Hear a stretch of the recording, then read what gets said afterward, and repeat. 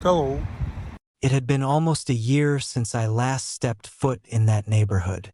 The trees lining the sidewalks looked taller, older, or maybe I was just seeing them differently now. I had grown too, not just taller, but in ways that couldn't be measured in inches or shoe size. College changes you, they say, and they were right.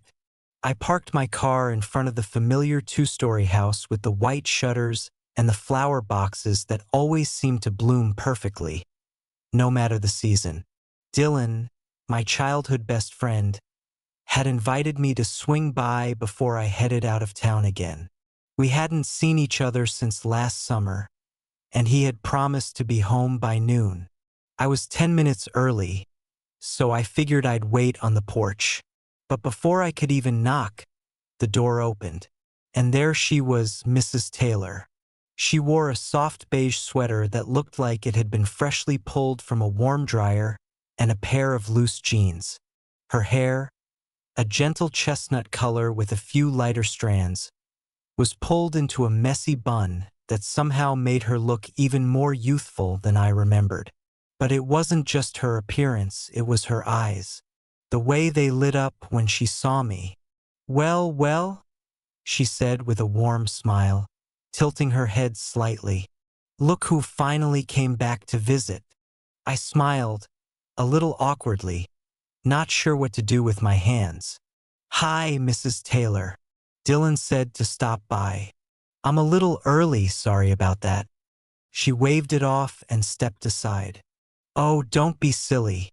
Come in." He ran out to pick up something real quick. "He'll be back any minute." I hesitated for just a second, then stepped inside. The house smelled like lavender and fresh coffee, exactly like I remembered. Nothing much had changed in the foyer. The same framed photos of Dylan's childhood soccer teams, the same mirror with a tiny chip in the corner, the same rug we used to toss our backpacks on after school. "I just made a fresh pot," she said, already walking toward the kitchen. "Still take it with a little milk, no sugar?" I blinked. "You remember that?" She looked over her shoulder and gave me a knowing smirk. "You were practically my second son for a decade." Of course I remember. I followed her into the kitchen. It was flooded with soft daylight filtering through sheer white curtains. She handed me a mug and leaned casually against the counter, watching me as I sipped. "You've grown up so much," she said after a pause. Her voice lingered on the word grown, like it carried a second meaning. I felt it too, that slight, invisible shift in energy. The kind that makes your skin alert even though no one has moved a muscle. I set the mug down carefully. "Yeah, I guess I have."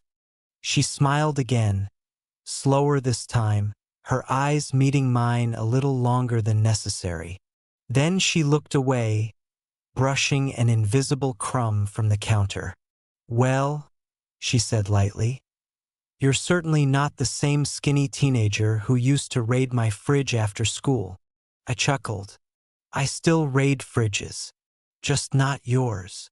"Oh, you're welcome to," she replied quickly, then paused. "Anytime." That word, anytime, echoed louder than it should have in my head. She glanced at the clock on the wall, then back at me. "You know, Dylan might be a while. He's terrible at quick errands." I leaned back in the chair. "I don't mind waiting." She nodded, then took a seat across from me. The sunlight caught the edges of her face, softening every line.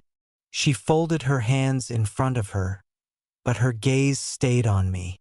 "Tell me about school," she said. "I want to know everything." And just like that, we began talking about classes, professors, dorm life, anything to fill the air between us. But beneath the words, there was something else. A current neither of us named. A silence between sentences that stretched just a little too long.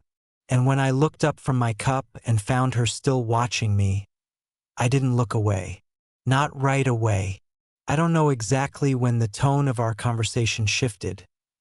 maybe somewhere between her asking about my major and me describing my tiny shared dorm room. But it happened.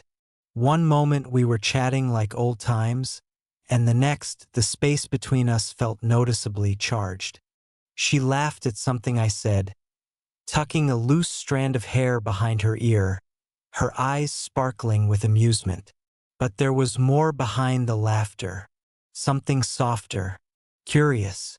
I'd seen that look before, but never directed at me. I shifted in my seat, suddenly aware of the way her sweater clung to her in the morning light. It wasn't revealing, nothing about her outfit was, but it was the casual closeness of it all. The smell of her perfume, the fact that we were alone in the house, and the way she leaned in when she spoke, like our conversation was a secret meant only for the two of us. Do you remember that time you and Dylan tried to build a treehouse in the backyard? She asked. I chuckled. How could I forget? Collapsed within a day. She smiled. You boys were so determined. You stayed out there for hours. I think I was more into it than Dylan was, I admitted. You were always the focused one, she said thoughtfully, tapping her fingers lightly against her mug. Even back then, you noticed things, paid attention. Her words hung in the air. I nodded slowly, unsure how to respond. I always liked that about you, she added, her voice dropping just slightly. There was a pause, a weight to the silence. She stood up and walked over to the window, peering out briefly. Still no sign of him. I looked at my phone. No missed calls, no texts from Dylan. Just silence. He probably stopped to chat with someone, I said, trying to break the tension. Probably, she said without turning around. When she did face me again, she leaned against the edge of the counter, arms folded loosely. So, how long are you in town? Just a few more days, I replied. Heading back Sunday. She raised an eyebrow. So you're free this weekend? More or less. She tilted her head. That's nice. It's been quiet around here lately. My husband's out of town again. I nodded, not sure where this was going. She continued. He's always traveling for work. Long weekends, sometimes a whole week. That must be hard, I offered, trying to keep the conversation grounded. It used to be, she said, eyes locking onto mine. Now I just find ways to stay occupied. There it was again, the pause, the subtle shift, like we were playing a game neither of us had officially agreed to, but both understood the rules. She crossed the room slowly and picked up my empty mug. Her fingers brushed mine for a brief second, and I felt it like a spark. Let me refill that, she said gently. I didn't say no. I watched her move around the kitchen, the familiarity of her steps, the ease in her posture. She wasn't trying to impress me, and that's what made it all the more disarming. She handed me the refilled cup and sat down again, this time a little closer. You know, she said, stirring her own coffee absent-mindedly, it's funny seeing you like this. Like what? She looked me up and down, slowly, then met my eyes. All grown up. My pulse quickened. I laughed nervously. Well, I guess time does that to people. Yes, she said, her voice barely above a whisper. But it doesn't just change how someone looks. It changes how you see them. There was a long pause. Neither of us moved. Neither of us said the thing we both felt circling the room.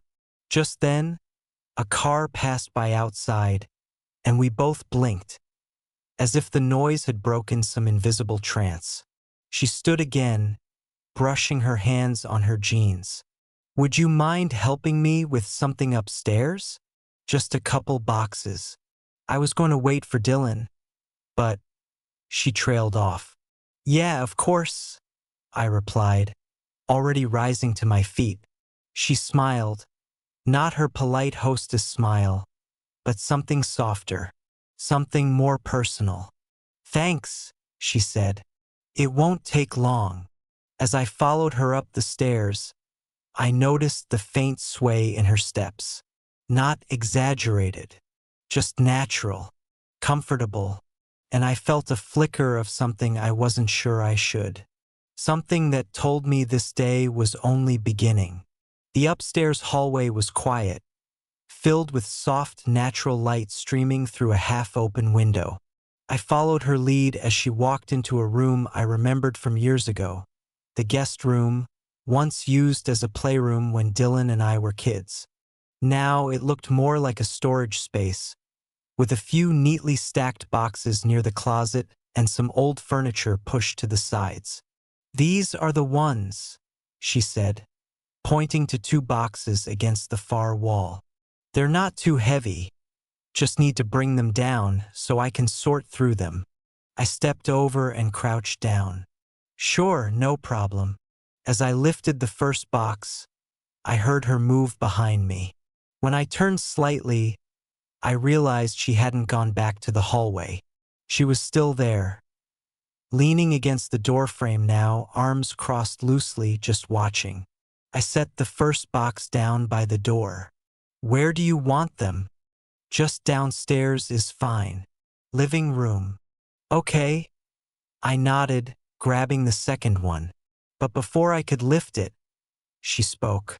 "You always were helpful." I looked up at her. "Just trying to earn my coffee." She smiled but didn't laugh. Instead, she stepped into the room, slowly, her fingers trailing across the top of a nearby shelf. Her tone had shifted again, softer, almost hesitant. "I remember one summer, you and Dylan stayed here almost every weekend. You two ran around like you owned the place." I chuckled. "We probably thought we did. You slept right here in this room." She touched the edge of the old bed frame. "I used to hear you talking late into the night, whispering, trying not to wake anyone. Usually about video games or girls," I admitted. She laughed, genuinely this time, and it eased the tension for a brief second. Then she looked at me, and the air shifted once again. "I used to wonder what kind of man you'd grow into." There was silence between us now, the kind that pulled your attention like gravity. "And now?" I asked, my voice quieter. She didn't answer immediately. Instead, she stepped a little closer and sat gently on the edge of the bed, smoothing the hem of her sweater. Then she looked up, not directly into my eyes, but just above them, as if searching for the right words. "You're not a kid anymore," she said, "and I guess I'm just noticing things differently." Her voice cracked slightly, not from emotion, but from the weight of the moment, as if saying it out loud changed something in the room. I stood there, still holding the second box, unsure of what to say. "I shouldn't say that," she added quickly, her cheeks flushing just a touch. "I'm sorry." "No," I said, setting the box down gently. "You didn't say anything wrong." She looked at me, this time meeting my eyes, and that look, it wasn't playful. It wasn't teasing. It was real, vulnerable, like she was waiting for me to either step forward or step back. I took a small breath. "This is unexpected." She nodded. "Tell me about it." We stood like that for another long pause, the tension in the air thick and unspoken. She glanced at the window, then back at me. "You ever have one of those days where you feel like you're about to make a decision that'll change everything?" she asked softly. "Yeah," I said. "I think I'm having one now." She smiled faintly and stood up, closing the space between us. "You should probably take those boxes down," she said, almost whispering now. Before we forget why you're really here. I nodded slowly, lifting the first one again. Right? But as I turned toward the door, she reached out and gently touched my arm. Just a light touch, but it stopped me cold. I'm not trying to mess with your head, she said quietly. I just wanted to say what I was thinking. That's all. I looked down at her hand on my arm, then back up. I know, I said, and I meant it. Without another word, I carried the box downstairs, my thoughts spiraling faster than my steps. I could hear her behind me, not following, but present, watching, thinking. When I set the boxes down and turned around, she wasn't there yet. I waited. A moment later, I heard her footsteps on the stairs. But when she reached the bottom, she didn't say anything. She just looked at me. And then, without warning, she said, "You're welcome to stay for lunch, if you want." I was going to make something light. I hesitated, then nodded. I'd like that. Lunch was quiet, not uncomfortable, just thoughtful. She made a light salad with grilled chicken, poured 2 glasses of iced tea, and we sat across from each other at the kitchen table like nothing unusual had happened upstairs. But it had, and we both knew it. The sunlight through the window hit her face at just the right angle, and for the first time, I noticed how tired she looked beneath the surface. Not physically, but emotionally, like someone who had been carrying too many unspoken things for too long. I usually eat alone, she said suddenly, tossing her napkin on the plate. It's nice to have company. I can imagine, I replied. You always seemed like the kind of person who loved hosting, though. She smiled faintly. I used to, when the house was full, when Dylan had friends over, or when Rick and I still cared. The way she said his name made something inside me clench. Rick, her husband, Dylan's dad, a guy I had seen less and less of over the years, even though his car was always in the driveway. You guys doing okay? I asked carefully. She didn't answer right away. Then, slowly, she shook her head. We're not really doing anything. He's always gone. Business trips, client meetings, networking dinners. And when he is here, it's like we're just coexisting in separate corners of the same house. There was no bitterness in her tone, no anger, just truth. And somehow that made it feel heavier. I'm sorry, I said. She looked at me then, the weight in her eyes softening just a little. It's not your problem, Jake. But maybe it was. Or at least maybe I wanted it to be. After lunch, I helped clear the dishes. She stood next to me at the sink and we moved in silence again, but this time it felt different, like we were trying to act normal, even though we both knew we weren't anymore. Once everything was cleaned up, she turned to me, drying her hands with a towel. You should probably get going. I'm sure you've got plans. I looked at the clock. Not really. Just the rest of the day to myself. She hesitated. Well, thanks for helping today. Really? I nodded. Of course. I started toward the front door, but as I reached for the handle, her voice stopped me. Jake! I turned. She was standing at the edge of the living room, barefoot now, one hand on her hip, the other brushing back a lock of hair. Her face was calm. No smile, no playful tone, just steady. I shouldn't have said what I said earlier, she began. But I don't regret saying it. I swallowed. Neither do I. She took a breath. I don't know what this is, or if it's anything at all. Maybe it's just a moment that shouldn't leave this house. Or maybe it's something that will sit with us for a long time. I didn't know what to say, so I didn't. I just looked at her. And she looked back, both of us suspended in a silence full of everything we weren't saying. She walked toward me slowly, and for a second, I thought she was going to say goodbye and that would be it. But she stopped just short of me, close enough that I could smell the faint scent of her lotion, something floral and soft. Her voice dropped low. "If you ever want to come by again, for coffee, or to help me move boxes I don't really need moved."